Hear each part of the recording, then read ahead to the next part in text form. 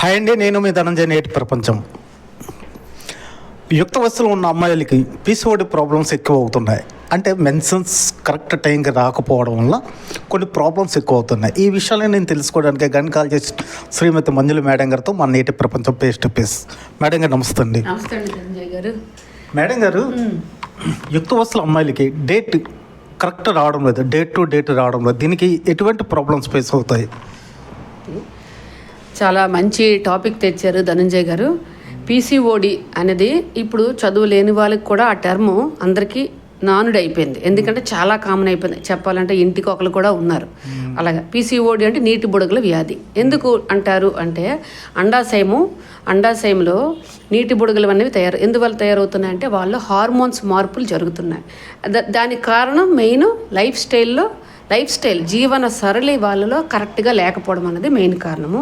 జీవన సరళి అంటే ముందు తరం వరకు ఎలాగ ఉండేదంటే అమ్మాయిలకి మామూలుగా చదువు తాలూకు ఒత్తిడి తక్కువ ఉండేది. ఇంకొకటి తర్వాత ఇప్పుడు కూడా మీరు మన అందరికీ తెలిసిందంటే పిల్లలందరికీ మనము కాంపిటేటివ్ ఎగ్జామ్స్కి ఫేస్ చేస్తున్నారు.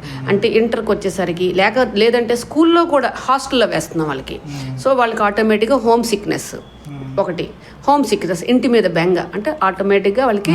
తర్వాత స్టడీ ప్రెషరు.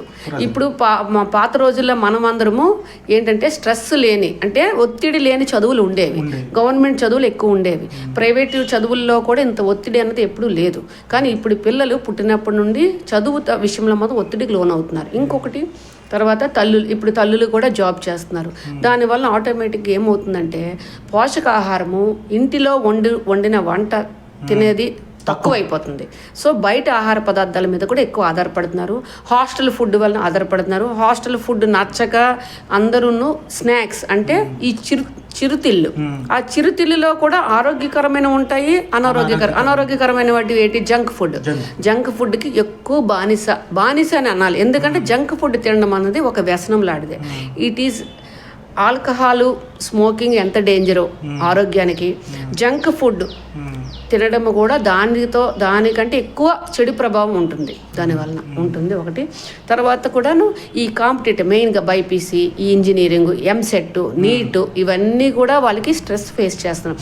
10th కూడా 10/10 అని ప్రైవేట్ స్కూల్స్ వచ్చిన తర్వాత కూడా ఒత్తిడితో కూడిన చదువుని ఇస్తున్నాము. తర్వాత పోషకాహారము వాళ్ళకి సరిగ్గా వెళ్ళటం లేదు. దీని విషయంలో మాత్రము తల్లిదండ్రుల పాత్ర ఎక్కువగా ఉంటుంది. ఎందుకంటే తల్లిదండ్రులు కూడా తల్లిదండ్రులు పాటించాలి. వాళ్ళు పాటించితేనే కదా పిల్లలు నేర్చుకుంటారు. పిల్లలకి మొదటి గురువులు తల్లిదండ్రులు ఇల్లే. సో ఇంటిలోనే ఒత్తిడి లేని వాతావరణం వాళ్ళకి ఇవ్వడము, పోషకాహారం అందించడం. ఒకవేళ వాళ్ళకి జంక్ ఫుడ్ మీద వాళ్ళు మనసు పడినా కూడా వాళ్ళకి నచ్చజెప్పి మెల్లిగా దాని నుండి దూరం చేయడము, అవన్నీ తల్లిదండ్రులే నేర్పించాలి. తల్లిదండ్రులు కూడా పాటించాలి. అది ఇప్పుడు పోషకాహారం అంటే మంచి ఫుడ్ కూడా తల్లి కొంచెం మనసు పెట్టి వాళ్ళకి పిల్లలకి నచ్చినట్టుగా వంట చేసి వాళ్ళకి మంచిగా స్కూల్లోనే వాళ్ళని మార్చుకోవాలి. తర్వాత దీనివల్ల ఏంటి ప్రాబ్లమ్స్? మెన్సెస్లు కరెక్ట్గా రావట్లేదు, అధిక బరువు, ఒబిసిటీ ఎక్కువ అవుతుంది, ఓవర్ వెయిట్, అధిక బరువు, ఒబిసిటీ. దానివల్ల నెక్స్ట్ ఏమవుతుంది దీనికి మ్యారేజ్ అయిన వెంటనే దీని తాలూకు చెడు ప్రభావం ఏంటి? సంతానలేమి, పిల్లలు కలగకపోవడం. నెక్స్ట్ చిన్న వయసులోనే బీపీ, షుగర్ మెయిన్ పీసీఓడి వల్ల. అంటే ఇదంతా కూడాను అది జెనెటిక్గా మనకేదో పుట్టుకతో వచ్చిన జబ్బు కాదు. మన జీవన సరళి, మన జీవించే విధానం, మన లైఫ్ స్టైల్ అని సరిగ్గా లేకుండా ఇది వస్తుంది.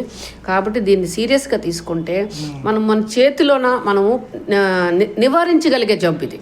సో ఇప్పుడు క్యాన్సర్ అంటే కొంతవరకు మనం నివారించలేము, అనుకోకుండా వస్తుంది, బ్యాడ్ లైఫ్.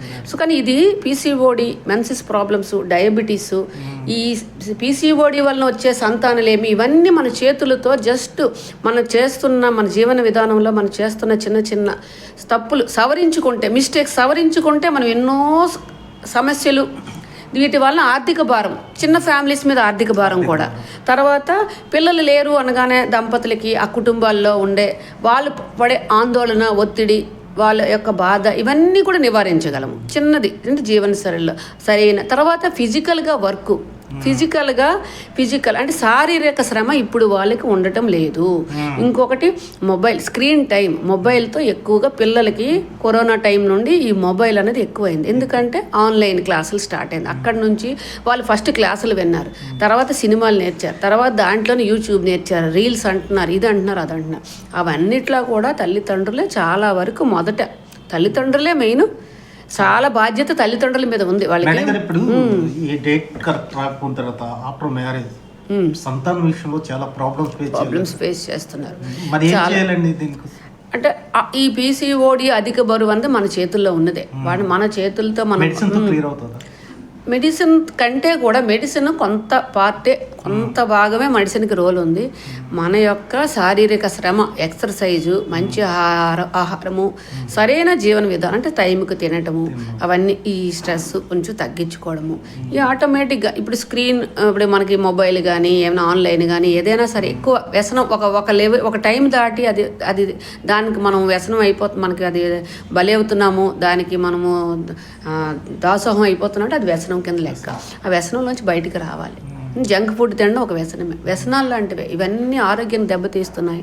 ఆర్థికంగా ఇబ్బంది, ఆ కుటుంబాలకు కూడా ఆర్థికంగా ఇబ్బంది పడతారు. పేద కుటుంబం, జస్ట్ యావరేజ్ మన శ్రీకాకుళం జిల్లాలో మ్యాక్సిమం మనం అందరూ సాధారణ ఫ్యామిలీస్. సో ఆర్థిక భారం ఇవన్నీ కూడా తగ్గించుకోవాలి. కాబట్టి తప్పకుండా తల్లిదండ్రులు తప్పకుండా దీన్ని వాళ్ళ పిల్లల ఆరోగ్యం కోసం సీరియస్గానే తీసుకొని మంచి వాళ్ళు కూడా పాటిస్తూ పిల్లలకు కూడా నేర్పించాలి. అది దాని తాలూకా ప్రభావం. ఇంకోటి ఫ్యామిలీలో ఎవరో ఒకరు ఉంటారు ఆల్రెడీ, ఇంకోళ్ళ సంతానం లేవు. చూడండి వాళ్ళ ఫ్యామిలీలో ఇంకోళ్ళు ఒబిసిటీ, ఇప్పుడు మనం కంట్రోల్ చేసుకోకపోతే ఓవర్ వెయిట్ అయిపోతాం. పిల్లలకి ముందు నుండే కొంచెం నేర్పించాలి. ఒకటి చాలామంది పిల్లలు బైపీసీ తీసుకున్నారు అంటే రేపు డాక్టర్లు అవుదాం అనుకుంటున్నారు, కానీ ఈరోజు వాళ్ళు ఆరోగ్యకరమైన పోషకాహారం తింటున్నారా లేదా నాకు తెలియట్లేదు. సగం మంది తినట్లేదు. సో రేపు కాబోయే డాక్టర్లు కూడా ఇప్పుడు నుండే వాళ్ళు నియమాలు పాటించాలి. ఆరోగ్య సూత్రాలు, ఆహారపు అలవాట్ల నియమాలు. ఈ చిన్న మెసేజ్ చాలు ప్రజలు అర్థం చేసుకుంటారని కోరుతున్నాను. జయ గారికి మన నేటి ప్రపంచంకి మా అభినందనలు.